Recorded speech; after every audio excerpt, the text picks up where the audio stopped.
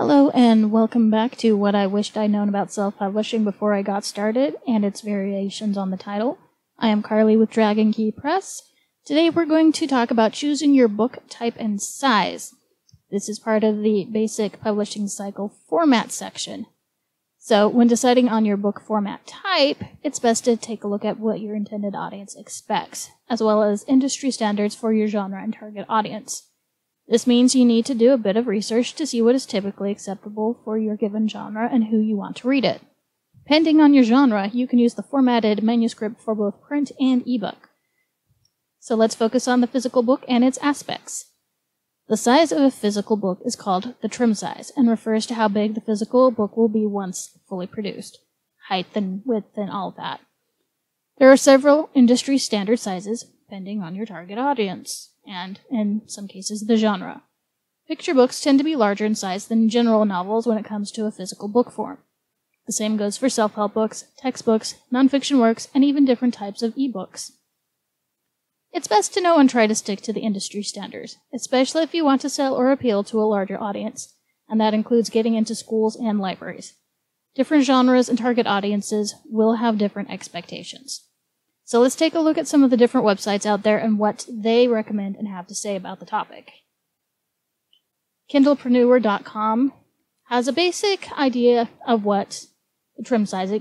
It's actually pretty straightforward, gives you a lot of great information if you want to go ahead and just kind of go through it. I'm going to kind of go through it fast and compare it to some of the other websites I've pulled up on the subject. For those who publish through KDP or Ingram Spark, there are a lot of possibilities, each with pros and cons, depending on what you want. So definitely look into that. A lot of this is also going to be determined by the font choice and size of your font, because that will affect your page count, and that will influence the trim size you end up using. The line spacing, like the font choice, is the space between lines, and that will affect Sorry, I can totally talk. The page count of the book. Your margins, which include those gutter margins, the empty space that surrounds your text.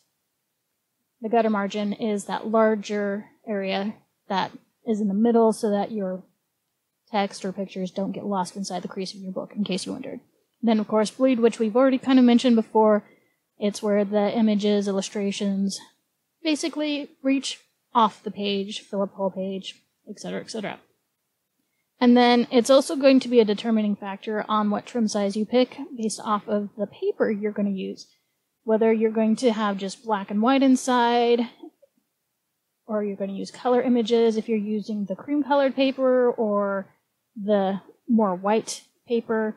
Ingram Spark has fewer color print options, in case anybody wondered. Okay, your trim size is really important because, hey, what books actually caught your eye? The ones that actually kind of are more standard or things like that. Some of them, of course, if they're bigger, they might stand out to you, but, it kind of just depends on what you're looking for. Readers tend to have tastes. Some like solid, thicker, heavy, hard books. Others like more uniform feel. And that's kind of something you're just going to have to look at when you're thinking about your intended target audience. But, children's books, like I said, are going to be different from your standard books. Okay, here's some standard trim sizes. Typically, you're going to deal with hardcover, paperback, or mass market paperback. These are not exclusive. I'm going to go over some of the other types of binding you can have in a minute. But those are the ones you're probably going to deal with. You might also have a couple of terms, like I said, here, folio, quarto, and octavo, but you're probably not going to deal with those as much. Just know that they are potential things. But the hardcover book, is the industry standard, especially in traditional publishing, for new books released in bookstores. They are larger, more durable, take up a lot more real estate in the bookstore, so they're a lot more noticeable. And they are also more expensive, and traditional published authors will make more money off of the sales of these as opposed to paperback. Not all print-on-demand sites actually will do hardcover. Ingram Spark has probably the best options for that right now, to my knowledge, at least that are affordable. KDP here has actually started doing some hardcover as well, but they have limited size options, so keep that in mind. Paperback is going to give you the largest amount of options for your sizes. It's also known as trade paperback, and this is going to be the majority of the type of books you're going to sell. They have more options, like I said, on both KDP and Ingram, which seem to be pretty standard for a lot of self-publishers to use. There are other ones out there that you can use as well, like Lulu and those kinds of things, but I'm not as familiar with them. The mass market paperback, it's less common for self-published authors, as the website says. These are known as pocket books, and they were basically meant to be cheaper options for readers that use less paper, have lower quality paper, so they're cheaper to produce. But they're not as common since ebooks have emerged, but these are the ones that you're going to see that are taller and kind of skinnier in like Walmart or something like that. Okay. This website kind of goes over trim sizes in both KDP and Ingram Spark. And there's a list of different ones that you can go for. Traditionally, KDP will be a free setup. Ingram Spark does usually have a setup fee for each book, about $50, but there are coupons, and we will go over that later. But some of the sizes you can use are available on KDP, some of them are on Ingram, some of them are on both. If you kind of go through and look at kindlepreneur.com/book-sizes/ that's the website I'm currently on. As you can see, some of the sizes are available on both. Some of them are not. Some are just one or the other. Some of them are, we'll say, Ingram Spark only on hardcover category. Some of them have both. So you're just going to kind of have to look and see. This is a great place to see what those two different print-on-demand sources will accept as far as book sizes. So just kind of look at that as kind of a thing. When it comes to selecting your book size or trim size, it's definitely a good idea to look at what kind you're going to go. If you're going the traditional paperback, the traditional sizes are kind of right here. I personally prefer the 5x8, but you can pretty much go with any of those. There's a lot who like the 6x9. Those are kind of the slightly larger ones. I like that kind of in-between one that you find, which is more the 5x8 or 5¼ by 8, pending. These usually are in a cream paper or a white paper. I personally prefer cream because it's easier on the eyes. The white is very bright. It's very common for self-published books to use this, and it's used for both fiction and nonfiction. Novels have a tendency to kind of go in the 5x8 or 5½ by 8 to 6x9 range. They can go either the cream or the white, but honestly, cream I think is still better because it's easier on the eyes. They come in other sizes as well, but those three right there are your standard sizes. A lot of people like the 6x9 because it's easier to handle for the longer novels.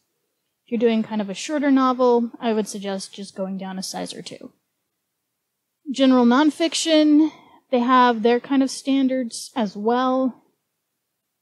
The 5x8, 5½ by 8½, some weird 5.83 by 8.2, so known as A5. There's the 6x9, 7x10. They also do cream and white, but you know, that just kind of different requirements, tables and quotes and lists and diagrams inside, so it just kind of depends on how big it is and what all you got going on inside there.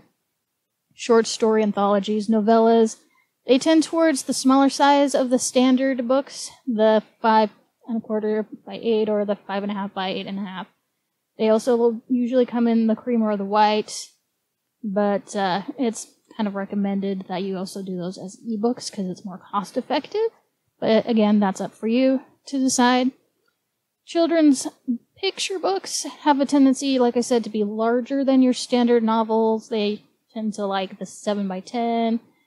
the 10 by 8, the 5 by 8, the 8.5 by 8.5, but there are other ones you can use as well. And then, of course, art books and workbooks, those kinds, they're also going to be larger. They tend to be 8.5 by 8 by 10 or 11, 9 by 10. You can kind of look around and see what they are. It just kind of depends on how complex they are inside, all the pictures, diagrams, etc., and how you want them to be basically seen. Okay, this website right here, which is InDesignSkills.com, kind of talks about the top 4 most popular book sizes in the United States. The pocketbook, or the mass media one we previously talked about, has a tendency to be only 4¼ inches wide and is usually 6.87 inches long or tall, depending on how you want to look at it. And this is one, like I said, you see in like Walmart or places like that, mass market merchandisers, that kind of thing. And like I said, they usually are made with cheaper materials for a lower cost. You don't see them quite as much now as you used to because people like to use ebooks because it's way cheaper.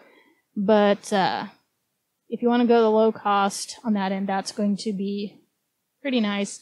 It can fit in most decent sized pockets, and it's a great way to kind of make it all nice and happy. You can see them at like news agents and airports, and you can also occasionally see them in bookstores. The 8.5 by 5.5 is called a digest size, and it just is a slightly smaller term trade size in the States. These are a lot more well circulated, and they're great for both fiction and nonfiction, as I said previously. This is like most traditional, I guess, the 6 by 9. This is especially good for the hardbound. It's more common and it's definitely larger. It's usually used for fiction, and it's kind of more standard for print-on-demand services for self-published and publishing houses. So keep that in mind, but part of it is going to be a little bit of preference on your end. Hardcovers, like I said, they usually go between 6 to 8.5 inches on the length, and 9 to 11 inches on the height, and then the width, of course, is just going to be determined by how many pages you end up having. This is good for fiction, nonfiction, and these are just kind of the standard area right in there. But like I said, some genres are a little more picky about what trim size you use, so make sure you kind of look at that. For those who want to know, the 8 types of book binding, or rather 18, because somebody kind of split hairs on some of these, but case binding or stone binding, this is what you're going to see in your hardcover book. This is where the printed sheets are actually connected with threads in little bunches. This is more high quality. It costs more to produce. They're folded in groups of 4s. They will always be in evens, never in odds. So if you can keep your page numbers in the evens, it's actually going to save you money in the long run, because odd printed pages are definitely more costly to produce.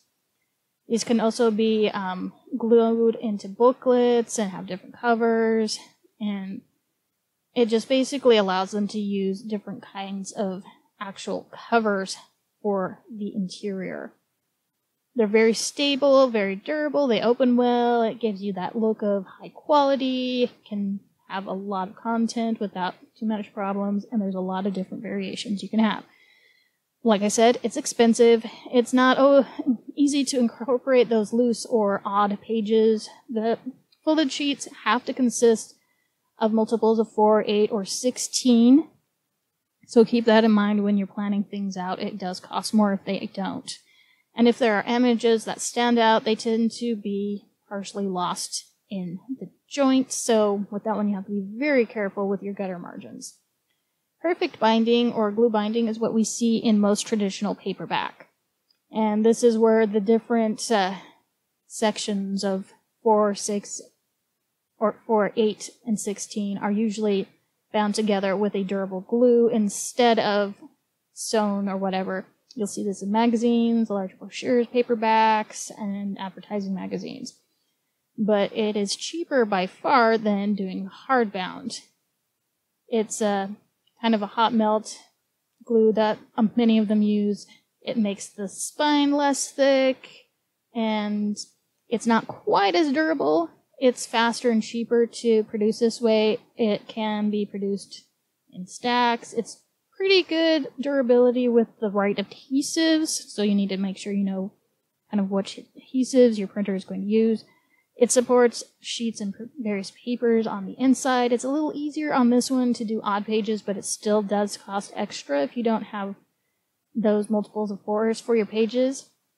It still gives you that high quality appearance, and you can still use various formats and variations. But part of the print can disappear into the joint if you don't do your gutters properly. It can limit how far the book opens, especially when it's brand new and fresh. The minimum binding thickness depends on the number of pages and the weight of the paper you use. And it does require a little more drying time, so that can take a little bit into the whole production, but usually they have pretty fast turnarounds. Saddle stitch is what is used in a lot of like magazines and old. You can kind of see here, it's the ones with the staples I previously mentioned. So it's not actually stitch, but it is a metal stitch. So staples, I'm not sure how they came up with the title for that, but you can go through, read all of the lovely little details of what it's called and why. These are fast, cheap, very durable. They usually open well. They're pretty economic, low use of materials, various formats and whatever you can use on that. And if it's with the Omega staples, it's easy to fix and file. It does limit the number of pages, doesn't give that high quality look, and the fold moves. It's not easy to stack because of how it thickens up, and you've got that kind of thick on one side and not as thick on the other because of the staples.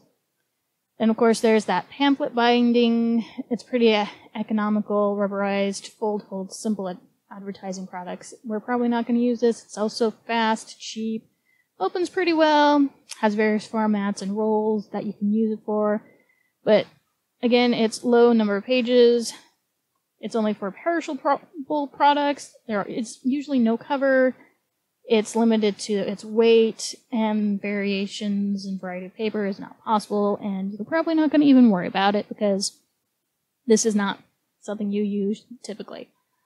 Now, if you're going to do this on the super cheap on your own, you can do comb binding, which I have actually used, and you can buy machines that will actually do the comb binding for you, or at least allow you to do it at home, or there are some libraries or other services like Kinko's, FedEx, or something like that that might have this available for you. You basically have to buy the comb, printing cost of the paper. You probably need to use a stiffer paper for your cover. Sometimes you can get it laminated, sometimes you can't, but you're basically paying for two separate processes here. It's pretty economical and easy to use. There might be a slight learning curve if you're trying to learn how to do it yourself, but it's definitely pretty easy to understand. It can also be unbundled and updated if you need to, so it can get up to 500 sheets, and you can pretty much decide whatever size you want on it. But these leaves cannot, or the pages can't be rotated at that 360 degrees that some people like with calendars. It's not for intensive use, aka it's not going to hold up to constant thumbing and reusing and reusing and rereading, etc. And the pages can break down pretty quickly. Spiral bounding we often see with like notebooks and stuff, but you can also use it for other types of self-publishing if you want to. Just so you know that spiral and the corded binding are not likely to get into bookstores or libraries. So you probably don't want to play with these too much. But you can also get a spiral binder on Amazon if you really feel so inclined. There are machines that do both comb, spiral, and the O-ring, which we'll probably get to in a second. Not the most durable, but it does allow you to do it at home pretty fast. It's pretty functional. It's very economic, but the books don't last long. It's not very wide used, and it's definitely more for notebooks and those kinds of things. The cased in wire binding, or sometimes it's called O-ring, or wire O, is the double ring or curly binding you'll kind of see in this picture here. Calendars use it. You can put a hard bound cover on it, or kind of do that harder paper on the cover. It's cat sneezing in the background if you can hear that, sorry. It's pretty durable. It opens beautifully. You can browse the pages fantastically. It allows a lot of pages depending on your spiral size. You can combine a lot of different type of materials if you need to, and you can put individual sheets as opposed to having to do it in bundles of 2, 4, 6, 8, whatever. Disadvantages as always. There's displacement, separation of pages is possible. You might not always get your holes done accurately, so it can cause offset, that kind of thing. That's the wire bounding version without the cover right here. Basically the same. It's not very luxurious looking. You're probably not going to be able to sell your book like this in bookstores unless you have like a college bookstore and some kind of agreement deal with them. Thermal binding or tape binding you're also probably not going to use in self-publishing, but it uses a thermal tape to bind together your book. There's kind of a glue going on there. It's pretty easy to use, but you're probably not going to be able to do it yourself pretty fast. Doesn't take long. Doesn't require punching of paper. You can put a lot of pages in there if you have the right size, but it can have a high initial cost. It's not exactly the easiest to remove pages on, and it doesn't open all nice and beautifully like some of those others. Coptic binding or section stone binding is more from those older school books that you'll see, and we probably won't really do much with that, so we're just going to keep going. Then there's the Japanese book binding, which you will very much probably not see. It's very decorative, goes with threads and things like that. You can go ahead and find shoppinglist.com/types-books-bindings/ for more information on this. It's actually pretty economical on this one, but we're going to keep going. Metal screws or plastic screws, also one you're probably not going to do as a self-publisher, so just know it's available, but probably not going to happen for you. It's not exactly very awesome. Then there's the screw post binding. I usually see this in like those scrapbooks. Probably not what you're going to use. You can look at your advantages, disadvantages. There's the eyelet binding, also not very economical for self-publishing, especially if you want to make money. Velo binding, I've used it before, but it's very unprofessional looking, doesn't look that great. It's usually something you can get at photocopy stores and printers, and yeah, it's just not worth it. Board book binding, you will probably end up actually having to do something with. This is a cardboard type cover that's known as hardcover binding where the book is lined with a rigid cardboard cover. Main difference from stone paperback is the hardness of the cover. So this one you might actually have something to do with. It's strong and durable, covers not only thicker paper, but it's also made of various elements, usually rigid cardboard, a lining, and has some kind of guards. But this has a higher cost for its manufacture and covers, and it's a lot longer to produce. So keep that in mind. It does cost potentially between $15 and $20 per unit, but you might be able to swing a deal depending on who your printer is. Then, of course, there's the 3-hole punch binding, which we all grew up using in school, putting our hole punch into our papers that we just stuff in our binder and head on down the road. Definitely not good for self-publishing. And then there's the Autobind book binding, or lay flat book binding, which we will probably also not worry about. It uses a cold glue, and definitely not what you want to look at. Okay, guys, that's probably going to be enough in this video because it's pretty long, but that should give you an idea of some things to think about in regards to trim size and what kind of binding you want to look for your book. As usual, you're going to want to make sure you know what is specific for the genre that you want to publish in.